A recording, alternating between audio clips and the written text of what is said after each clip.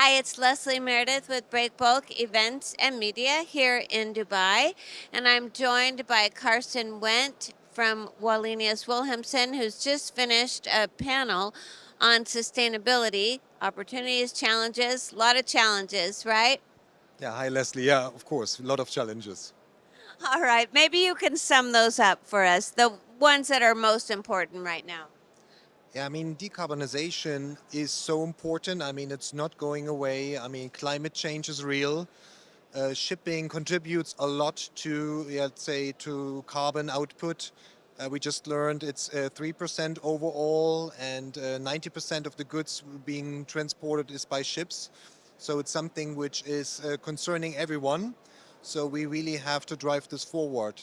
And ideally, this approach of decarbonization is driven by three factors. So one is the customer.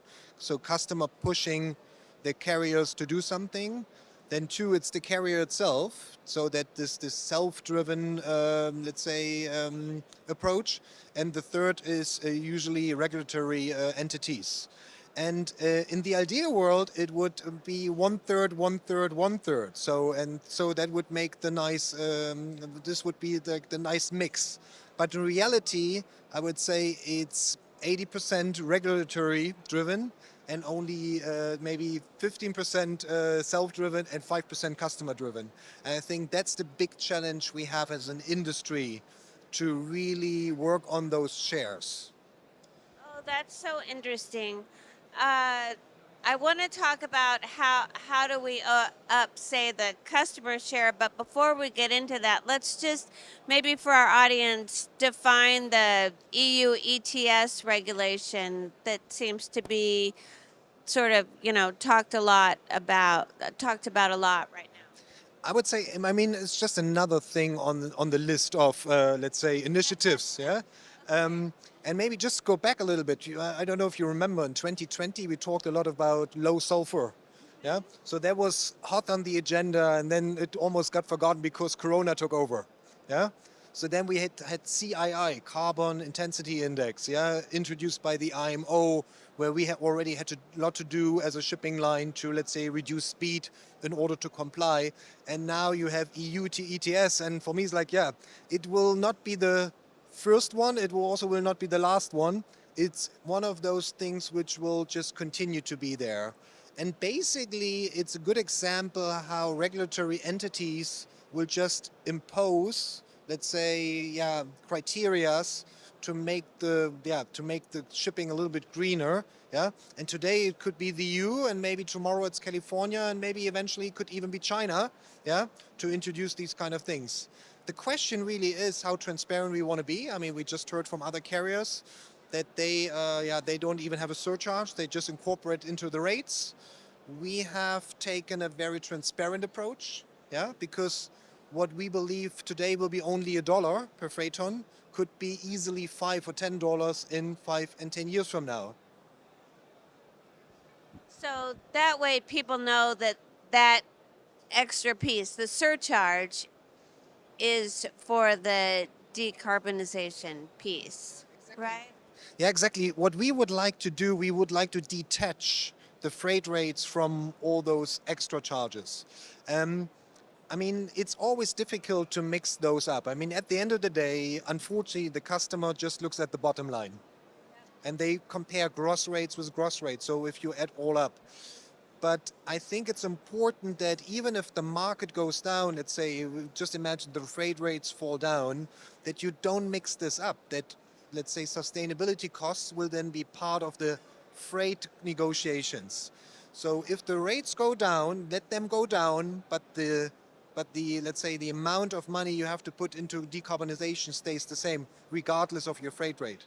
So I guess it's a very important signal we want to send you. Right. No, I understand that. And you know what it reminds me of? I don't know if it's the same in Europe, but it's, at least in the US, it's like our gas prices. You see right on the pump how much the gas itself is and then what all the taxes are on top. Exactly, that's the same approach. And I think the market requires this transparency. And as I said earlier, it is just the beginning. So I think this industry has to be prepared for much more to come. Yeah, so this is not going away.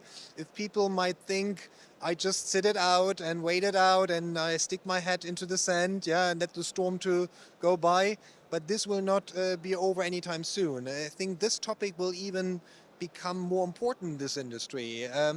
I would say it's like a cascade effect. So you have certain industries now, they start and they will be the forerunner. The consumer industry, you see this now, it's a big drive in the container industry. Yeah, you have the car customers, like the car OEMs.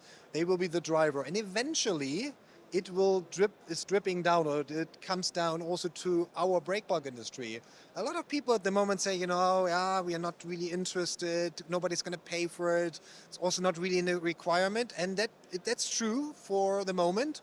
But maybe in 2, 3, 5 years from now, we have a completely different topic. And I guess the companies who are investing right now into this topic in terms of talking to customers, education, research, technology, they will have a competitive advantage in 3 or 5 years from now. That's good and a good reason to get started. Exactly. That's why we're here. I like it. So, last question to you. It's wonderful to see you here. How's your experience been so far at Breakbulk Middle East? Yeah, Dubai has been a great experience. I mean, I was here last year, was just overwhelmed by the attendance. It's truly international. So when I entered the hall this morning, I was just blown away about the size. So it has grown. So it's very positive to see a lot of exhibitors. It underlines the importance of this region here. So a lot of things are happening. Let it be here in the UAE, but also Saudi Arabia with NEOM coming up. So I guess you need to be here, so because that's where the project's going to be going forward. And also we talked about sustainability. You see also this region now is heavily investing into sustainable projects. Yeah, so that region used to be very much reliant on oil production, oil refinery, anything related to oil. And now you see there's a change of mindset. So let it be solar power, rail projects connecting the GCC countries. So you see now that also that fits very well into our strategy. Yeah, so it's not so oil related anymore. So you see a shift also here in this region. Absolutely. And then up next, Breakbulk Europe in May. Will we see you there? Of course, it's so to speak my home turf. I couldn't miss this. Really looking forward to this, and yeah, I think it's going to be a great show again. Yeah, absolutely. Well, thanks so much for spending some time with us. It's great to talk to you. Thanks, Leslie. My pleasure.